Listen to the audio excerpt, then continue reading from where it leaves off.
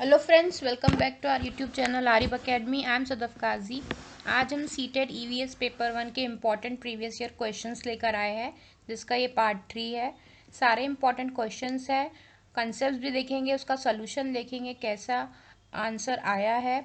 So before starting video, like and subscribe our channel Arif academy और bell but icon को press करना बिल्कुल मत भूलिए। उससे आपको आने वाले वीडियोस के नोटिफिकेशन टाइम से टाइम मिलते रहेंगे।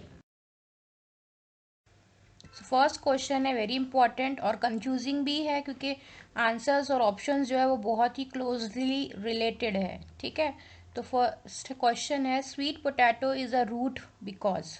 तो sweet potato is a root because, root है, जड़ है। वैसे हम देखा जाता है कि जो पोटैटो होता है वो स्टेम होती है, लेकिन स्वीट पोटैटो रूट क्यों है, क्यों अलग है पोटैटो से। फर्स्ट ए है, it is brown in colour. B है, it grows under the soil underground. C है, it has fibre like structure to absorb water and minerals. D है, it stores food.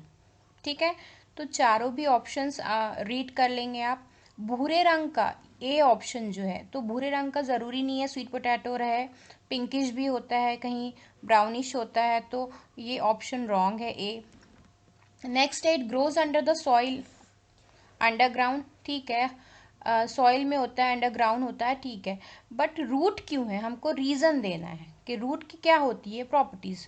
It has a fibre like structures to absorb water and minerals, कि उसमें fibre की तरह structure होते हैं। जो root का काम क्या होता है, एक्चुअली रूट का फंक्शंस क्या होता है। रूट तो आपने देखा होगा बहुत सारे प्लांट्स में बाहर भी होती है ना, एरियल रूट्स भी होती है, लेकिन मेन फंक्शंस क्या होता है रूट का, absorption of water and mineral.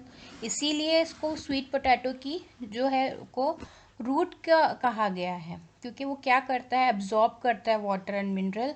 और लास्ट है, इट स्टोर्स फूड। तो सबसे क्लोजेस्ट जो आंसर लग रहा है वो है ओनली सी। ठीक है, इसका एक्सप्लेनेशन भी देख लेते हैं हम। In sweet potato roots are modified for storing reserve food material. तो रूट तो मॉडिफाइड हुई है, लेकिन फूड रिस्टोर कर रही है, रिजर्व कर रही है। लेकिन मेन आंसर जो निकल के आ रहा है कि हम उसको रूट क्यों कह रहे हैं, तो उसका सही आंसर होगा C, it has fibre like structure to absorb water and mineral. ये ही जो कैरेक्टरिस्टिक है उसको वो रूट बना रही है, रूट की कैरेक्टरिस्टिक्स दे रही है। ठीक है, तो इसका सही आंसर होगा only C, it has fibre like structures to absorb water and mineral. इसमें रेशे की भांति ढांचा है जो जल तथा खनिज लवण सोख लेता है। नेक्स्ट है, देखिए, role of worker bees, role of queen bee and role of male bees. ये बहुत इंपॉर्टेंट टॉपिक है, फोर्थ स्टैंडर्ड एनसीईआरटी का ही है। जिसमें जो वर्कर बी है वो क्या करती है, नेक्टर कलेक्ट करती है, छोटे बच्चों की देखभाल करती है ना, बी का हाइव बनाती है। और क्वीन का काम क्या रहता है, सिर्फ अंडे देने का काम रहता है। और मेल बीज का जो है वो कोई इंपॉर्टेंट रोल नहीं रहता। ये हमने तीनों भी चीज़ें डिस्कस किए हैं फोर्थ स्टैंडर्ड के एनसीईआरटीज, जब हमने डिस्कस किया, आप देख सकते हो, वीडियोस अवेलेबल है। उसी बेसिस पे क्वेश्चन बना था, every bee hive has one queen bee, a few male bees and many workers bee, which of the following statements is or are true. ठीक है, उन्हीं के जो फंक्शंस पे ये क्वेश्चन बना था। तो पहला ऑप्शन है, worker bees fly around in search of nectar. सही है कि वो नेक्टर कलेक्ट करेंगे तो उनको ढूंढना भी उन्हीं का काम होगा। सेकेंड है, male bees do not have any work to do. हाँ बिल्कुल, कि मेल बीज को जो है कुछ काम होता ही नहीं है। थर्ड है, to the queen bee lay eggs. ये भी सही है कि रानी मक्खी जो है वो एग्स देती है। फोर्थ है, worker bees are female only. तो ये जो ऑप्शन 4 है ना, ये रॉन्ग है। हालांकि वर्कर बीज जो है वो फीमेल ही है, लेकिन ओनली फीमेल नहीं है, क्वीन बी भी जो है वो फीमेल है। और वर्कर बी अगर फीमेल है, लेकिन फिर भी वो ब्रीड नहीं करती है, यानी वो अंडे नहीं दे सकती।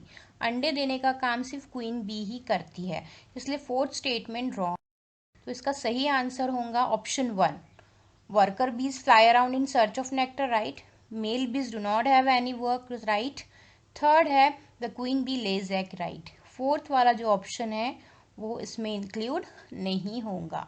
और हमको यही बताना है कि कौन सी स्टेटमेंट ट्रू है, सही है, first, second and third. Next है, in which of the following state is tapioca grown.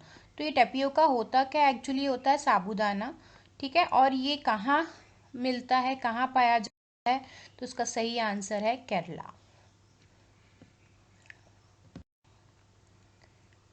अब ये बहुत ही इम्पॉर्टेंट टॉपिक है पश्मीना का, 5th स्टैंडर्ड एनसीईआरटी में आपको मिलता है ये, कि ये पश्मीना जो शॉल है इसकी स्पेशलिटी क्या है। तो ये जो है ना, ये बहुत ही गर्म होती है, बहुत ही फाइन फाइबर्स से मिलके बनी होती है, ठीक है।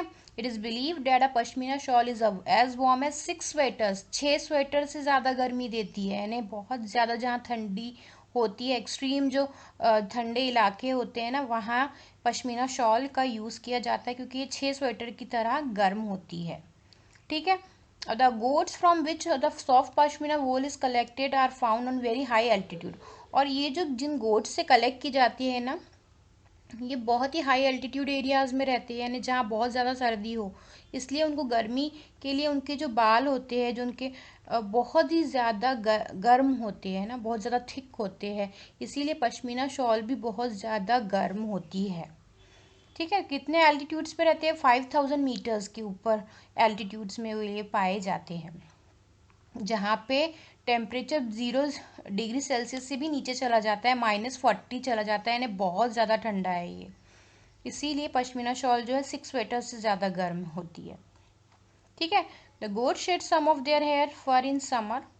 उनके हेयर जो फर है वो गर्मियों में निकाल लिए जाते हैं, और बहुत फाइन होते हैं, इतने फाइन होते हैं कि उनको जो है मशीन्स के थ्रू वीव नहीं किया जा सकता, उसके लिए हैंड्स की ही ज़रूरत होती है, इसलिए बहुत टाइम टेकिंग होती है पश्मीना शॉल बनाना, 250 घंटे लगते हैं बनाने के लिए, ठीक है, इसलिए बहुत कॉस्टली भी होती है। पे क्वेश्चन बना था, on one pashmina shawl is as warm as dash normal sweaters and dash are taken to weave a plain pashmina shawl. एक पश्मीना शॉल लगभग डैश साधारण स्वेटरों के बराबर गर्म होती है, तथा एक साधारण पश्मीना शॉल को बुनने हेतु डैश घंटों का समय लगता है। तो अभी हमने देखे कि 6 स्वेटर्स से ज़्यादा गर्म होती है और 250 घंटे लगते हैं बनाने के लिए। ऑप्शन होगा आपका ऑप्शन सेकेंड। नेक्स्ट है नेफेंथीस पिचर प्लांट, इंसेक्टिवोरस प्लांट होते हैं ये जो है इंसेक्ट्स को खाते हैं। फोटोसिंथेसिस तो इनमें होता है, लेकिन ये अपनी न्यूट्रिएंट्स जो है वैल्यू जो उनकी फूड रिक्वायरमेंट है वो कंप्लीट नहीं कर पाते फोटोसिंथेसिस के थ्रू, इसलिए वो इंसेक्ट्स वगैरह को खाना के तौर पे लेते हैं, खाते हैं, ताकि वो अपनी जो फूड डिमांड है उसको पूरा कर सके। तो क्वेश्चन ऐसा बनता है कि नेफेंथीस पिचर प्लांट कहाँ पाए जाते हैं इंडिया में। तो ये मेघालय जो है वहाँ पाए जाते हैं, आपको मैप में दिख रहा है रेड रीजन जो है वो मेघालय का है, इंडिया में यहाँ पिचर प्लांट्स पाए जाते हैं, ठीक है। क्वेश्चन बना था सीटेट में, Nepenthes is plant which traps and eats frog insect and even mice in our country this plant is found in. तो इसका सही आंसर है, अभी हमने देखा कौन से रीजन में, इंडिया मेघालय में। नेक्स्ट है, where is Jharkhand located on the map of our country. Map पे देखिए हमेशा क्वेश्चन बनते ही है, एक ना एक क्वेश्चन आता ही है डेफिनेटली पेपर में, इसलिए आपको स्टेट्स पता होना चाहिए कि कहाँ है एक्चुअल में हमारे इंडिया के मैप पे, उसके हेल्प से आप पता कर सकते हो उसका लोकेशन, ठीक है। तो झारखंड वेस्ट ऑफ उत्तर प्रदेश में है, ईस्ट ऑफ वेस्ट बंगाल में है, नॉर्थ में है उड़ीसा के, साउथ ईस्ट ऑफ छत्तीसगढ़ है। तो यहाँ आप इजीली इसमें देख के आंसर बता सकते हो कि जो झारखंड है वो उड़ीसा के नॉर्थ में आ रहा है, यानी उड़ीसा से अगर आप देखें तो उसके नॉर्थ में अगर आप जाते हो तो आपको वहाँ पे झारखंड दिख। नेक्स्ट इंपॉर्टेंट क्वेश्चन है, what is the reason that Eskimo build their home igloo. ठीक है, इग्लू क्यों बनाना पड़ता है, आपको पता है ठंडे इलाकों में एस्किमो जो ठंडे इलाकों में रहने वाले लोगों को कहते हैं इग्लू हाउसेस बनाते हैं। क्यों बनाते हैं, क्या कारण है। पहला है बर्फ ठंडी हवा और पानी को अंदर नहीं आने देती। सेकंड है बर्फ की दीवारों के बीच मौजूद हवा अंदर की गर्मी को बाहर जाने से रोकती है। थर्ड है बर्फ मुफ्त में मिलती है, अन्य सामग्री की कीमत अधिक होगी। फोर्थ है ध्रुवीय क्षेत्र में केवल बर्फ उपलब्ध है। इसका सही आंसर क्या होना चाहिए, सही आंसर है बी, बर्फ की दीवारों के बीच मौजूद हवा अंदर की गर्मी को बाहर जाने से रोकती है।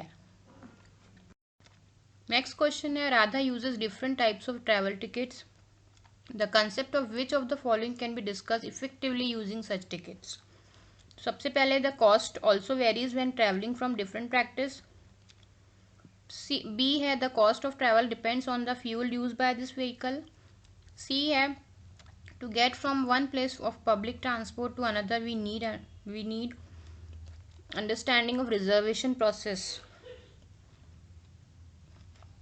तो इसमें से क्या होना सही है आपका अप्रोप्रिएट आंसर? इसका सही आंसर होगा कि आपको कॉस्ट पता होता है कि वेरी होता है ट्रैवलिंग टिकट का, और आपको पब्लिक ट्रांसपोर्ट के लिए आपको टिकट चाहिए, ये आपको दो चीज़ें जो है पता होती है। इसका सही आंसर है C, A and C. Next question है, this plant has leaves which are use as vegetable and oil is obtained from the middle of this plant. ठीक है, तो ये जो प्लांट है, इस पौधे की पत्तियां हैं जिन्हें सब्जी की तरह भी हम प्रयोग में लाया जा सकता है और इन्हें बीज में से तेल प्राप्त भी किया जा सकता है। ऐसा कौन सा पौधा है? इसका सही आंसर है ऑप्शन डी, मस्टर्ड, राई, सरसों जिसे हम कहते हैं। इसकी सब्जी भी बना के खाई जा सकती है और प्लस इसके मिडिल में से हम प्लांट के मिडिल में से तेल भी निकाल सकते हैं। On the map of a state, it was written as 1 centimeter is equals to 110 meters. On this map, the distance between any two cities is measured at 9.7 centimeters. Then the actual distance between the two cities is approximately. Kilometres में आपको answer देना है। 1 centimetre जो है 110 metres के equal है, तो आपको 9.7 को किससे मल्टीप्लाई करना पड़ेगा? 110 से ऑब्वियसली, ताकि आपको सेंटीमीटर में पहले आंसर मिले और फिर आपको सेंटीमीटर्स को कन्वर्ट करना पड़ेगा किलोमीटर में। अटेम्प्ट करने की कोशिश कीजिए। इसका सोल्यूशन नेक्स्ट स्लाइड में आपको देखिए। यहाँ पे क्या हो रहा है, 1 सेंटीमीटर इक्वल बराबर है, तो हम 9.7 को 110 से मल्टीप्लाई करेंगे तो हमारा आंसर आएगा 1067.0 मीटर्स। फिर हम मीटर्स को कन्वर्ट करेंगे किलोमीटर्स में, उसके लिए हमको डिवाइड करना पड़ेगा 1000 से। आपका फाइनल आंसर आ जाएगा 1.067 मीटर, जो कि सही आंसर है ऑप्शन ए। होप आपको सारे ही क्वेश्चन अच्छे लगे होंगे। सिलेक्टेड क्वेश्चन है, इंपॉर्टेंट है एग्जाम के पॉइंट ऑफ व्यू से। वीडियो अच्छा लगा हो तो लाइक कीजिए, वीडियो को सब्सक्राइब कीजिए हमारे चैनल को। थैंक